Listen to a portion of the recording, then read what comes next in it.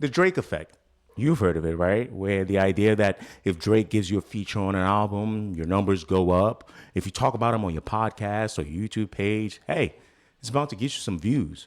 Now, I'm not here to disagree with that or act like the Drake effect doesn't exist, but I want to change something up just a little bit, if you don't mind. To me, that's the Drake stimulus package, right? Come on. I'm in a commentary space. I'm in a content space. Again, I am aware that using this video as an example, it will get more views because it involves Drake.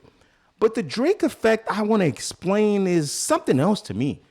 It's this weird like bug in which when people that frankly I have journalistic respect for sometimes get to talking about Drake and then lose their minds, right? I'm on record of saying, hey, don't let your dislike for an artist turn you to someone that lacks intelligence, right? Let's talk about art and critiquing art. Quite frankly, the way I see it is, listen, if you want to critique art, right? If you're going to critique art, chances are you're saying it's worth your time. And if it's not worth your time, then why are you critiquing it? If you think it's all bad, why is it worth your time, right? And quite frankly, if it's worth your time, it can't all be bad, right? It's a weird cycle of you just pretty much telling us you're wasting your time, right? And that's my problem with these people that talk about Drake in only one way. You have countless of videos talking about that guy, and everything he does is bad. Every song sucks. Every video upsets you. That just doesn't make sense. For me, I guess the person I would use as an example here is Kanye West.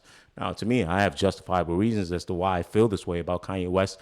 But I made a promise to myself that, you know what? I'm going to try my best to not talk about everything Kanye does, to not bite on every bone and bait that Kanye throws out. I mean, right now I'm doing a terrible job by using him as an example and talking about him. But Kanye did a recent interview with DJ Academics, and I looked at it, and there were pushbacks from me. There were points that I wanted to clip, and I said, I might be a little small fish in the pond, but you know what?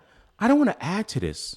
Let Kanye's interview and his robe and whatever ideology he has, let it fester and grow somewhere else, right? Just not going to talk about Kanye West. And that's my thing. When we are covering artists, if you dislike them so much, they bug you so much, if everything they do is terrible, you probably have a better chance of them going away if you literally just stop talking about them. Okay? We all can benefit from a Drake stimulus package. I'm benefiting too. We all can critique musicians. I'm not saying that we can't. But when you get that Drake effect bug, I respect you, but I'm starting to look at you a certain way.